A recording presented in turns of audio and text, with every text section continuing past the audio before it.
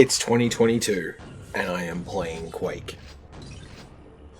The question of why play a particular game is always up in the air, and it's always meaningless. Why play this game and not these other games? Why are you playing this game that's that old? Why are you invested in this game that's been part of your life? In the same way that Gen X are all, in a reasonably correct way, very invested in the music of the 80s and the 70s, and the way that for some reason we millennials will give things like NSYNC a pass. There are some things that once they get into you, they just don't go away.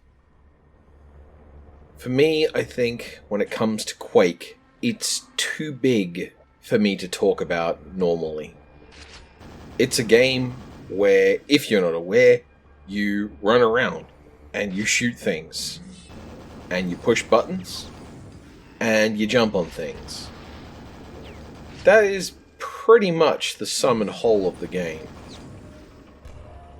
When presented with the question of what I would tell you about Quake, what springs to mind are stories. Some small stories, some big stories, but they are nonetheless stories that connect me to greater things than I would have ever considered when I first started playing this game.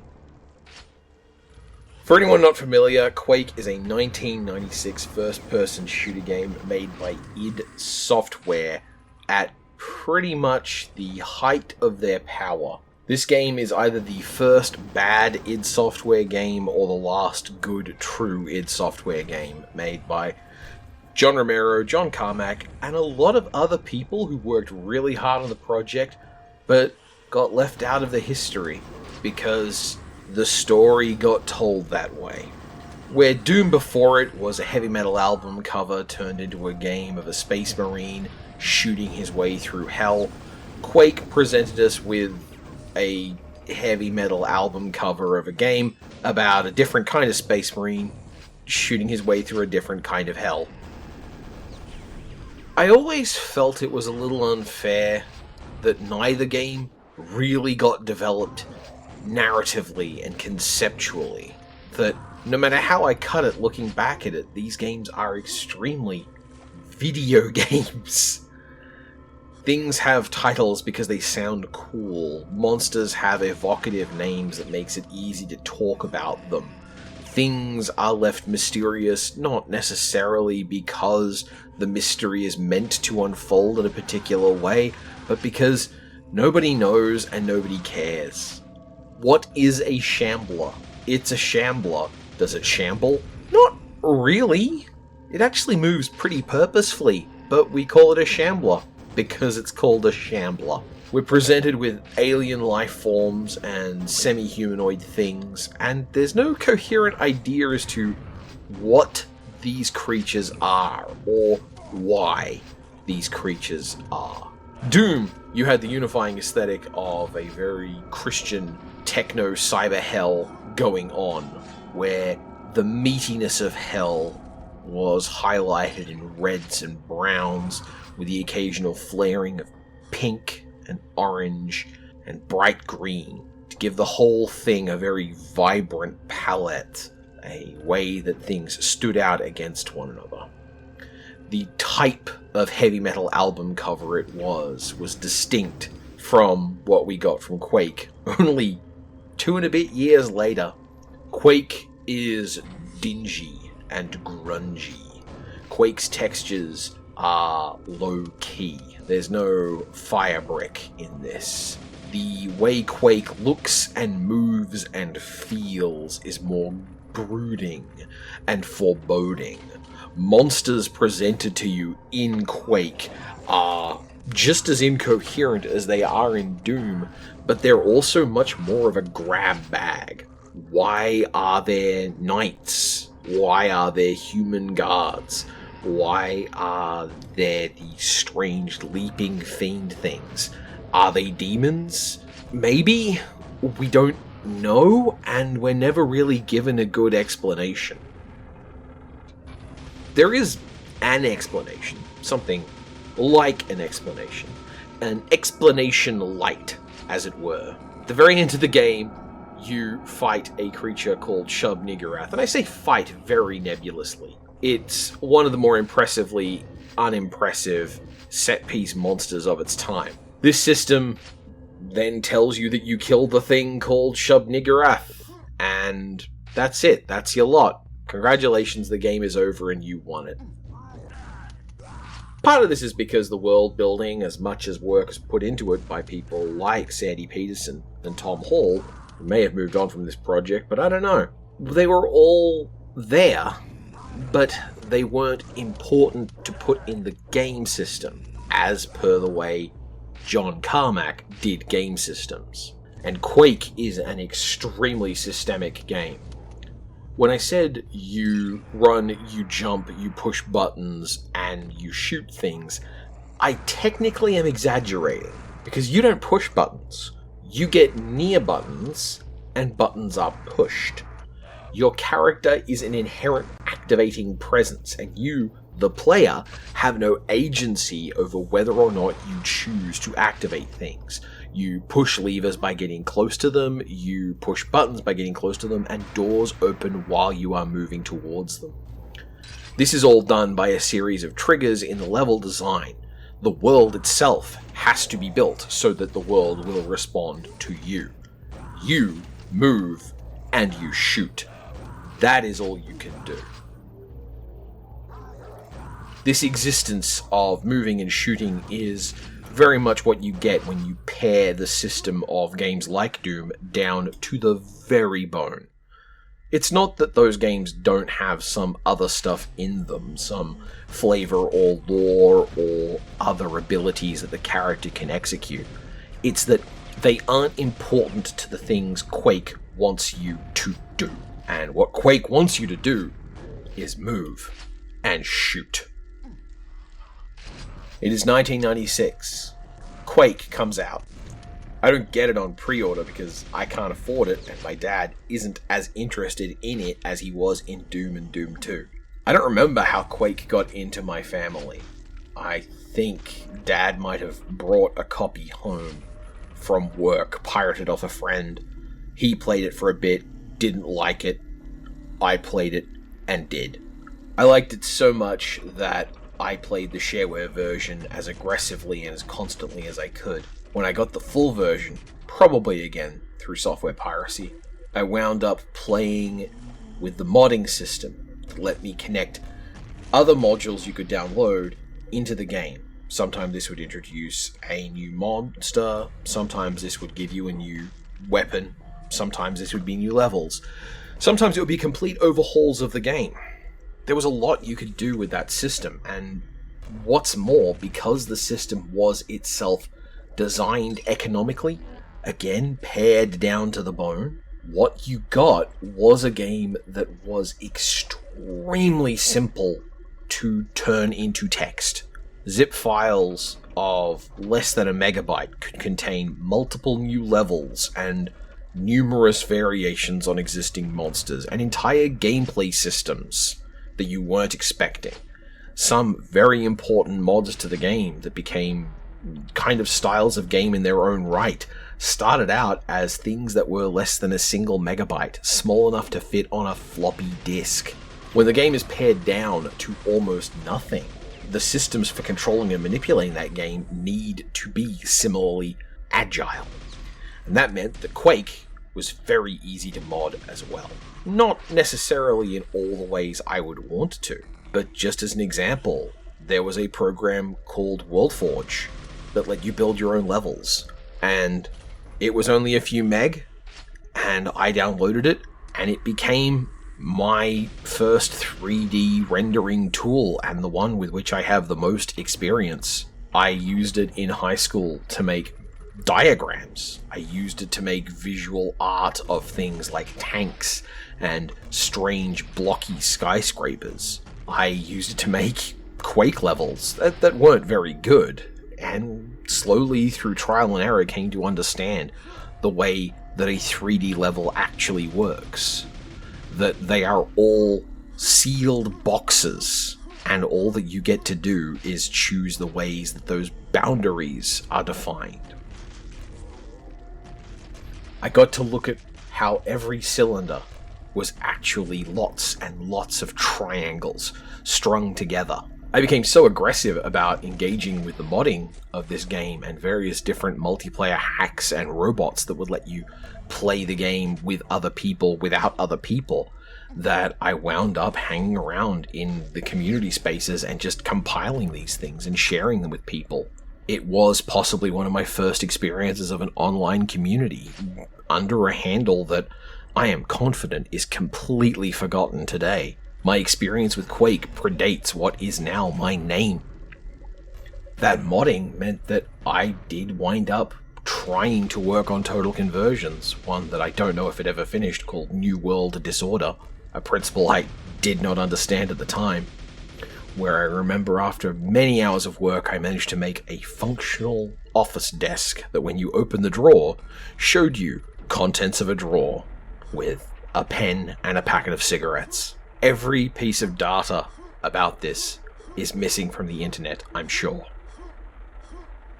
This modding background and experience meant that I had lofty ambitions of designing even more complicated things as I learned how to do the things I could do. I don't think I ever wrote a single line of Quake C, the code that ran Quake under the hood.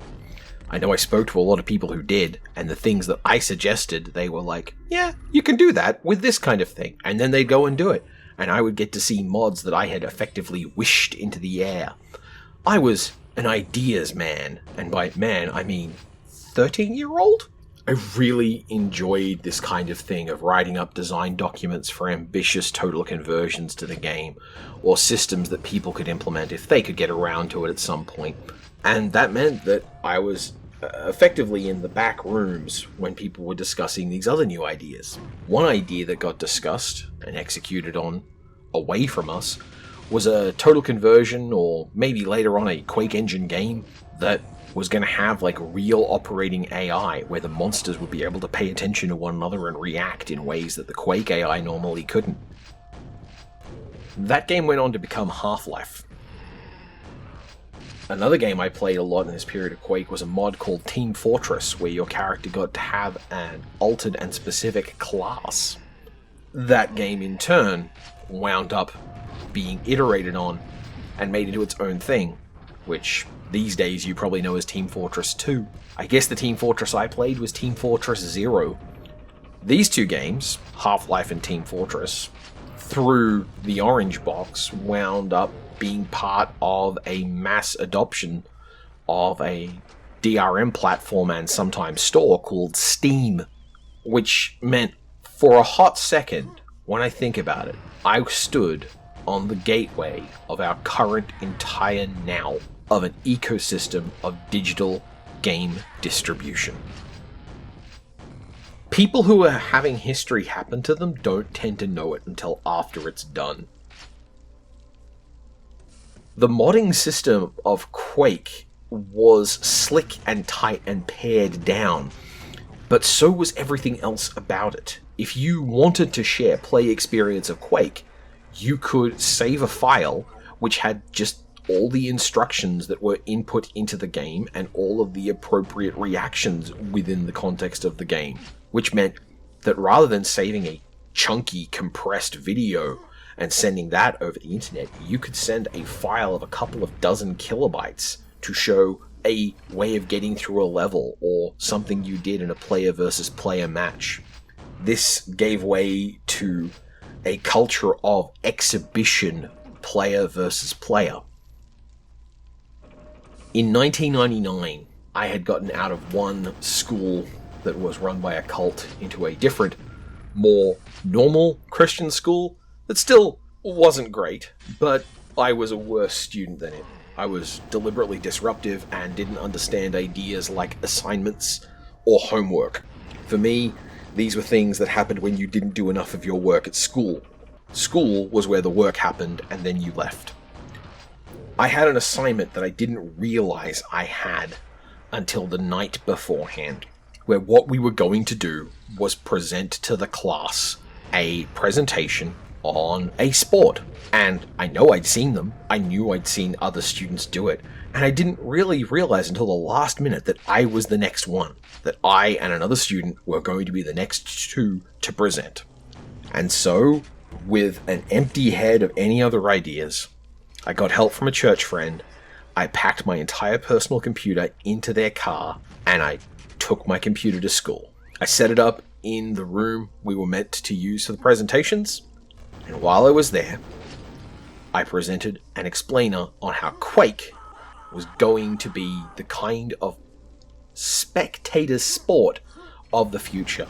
That people would watch people playing video games, and that it would be done asynchronously. That people would put videos available for download so that you could get a commentated run through various games, or maybe even narratives being told by people playing the game together.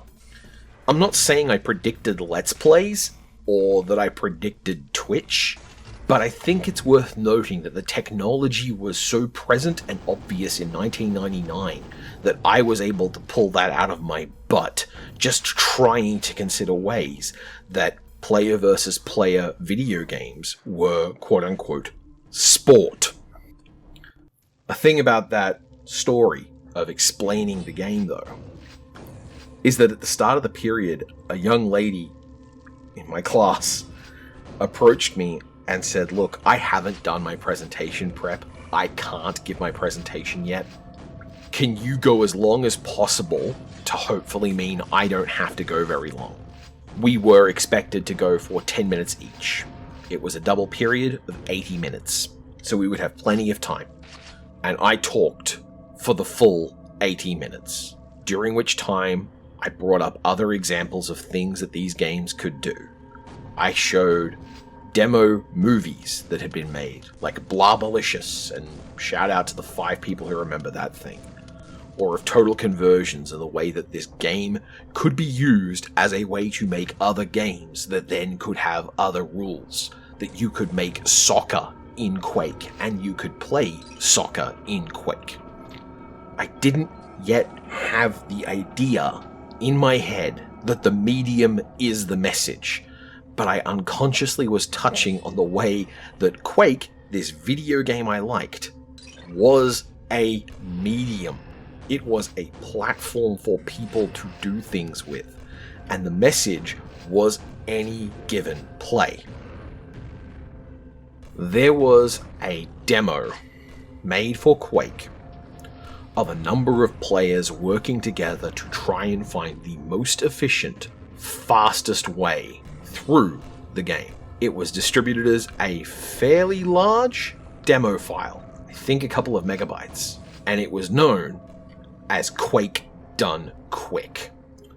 Quake Done Quick was probably the first widely made and widely distributed speedrun tech, and I showed it to my class in 1999, talking about how just doing a video game well and succeeding at it faster than anyone else was a kind of race, and it was a kind of athletic skill that was worth considering. There is a story that I'm not the person to tell about how Games Done Quick came from Quake Done Quick, what they have done since, how much money they've raised, who they have helped, who they have brought up out of the shadows, and who they continue to help develop and build even now. But part of how this story started was with the game Quake. Because of the way Quake is, any game would wind up being the first big speedrun game. The question was not whether or not this could happen, but what things would make it so this could happen. Quake's systems are simple, the gameplay is responsive and behaves in a reasonable way. It is not full of invisible walls or cheeky triggers or dirty tricks to keep the players from behaving in a particular way, to keep them on a limited, narrow path. It is very purely that box that you then get to shape by sticking your fingers into the sides. everything in the game works as fairly as it can, because that's the kind of game John Carmack wanted to make. And in the process, a whole bunch of other things Quake could have been were all sacrificed and cast aside, even the ones that showed up in the Commander Keen ordering info 5 years earlier about how you would be a mighty Quake demigod swinging a hammer of thunderbolts. Any game could be part of this. Any game could have been the first one. Quake probably was the first one. I live in a world where physical game stores have to grapple with a market run by a company that started making a total conversion for Quake. I used Quake to make tanks and comic books and all sorts of attempts at fiction, because Quake is what I had, and Quake would let me play with it. It is 2022, and I have paid for Quake. Finally.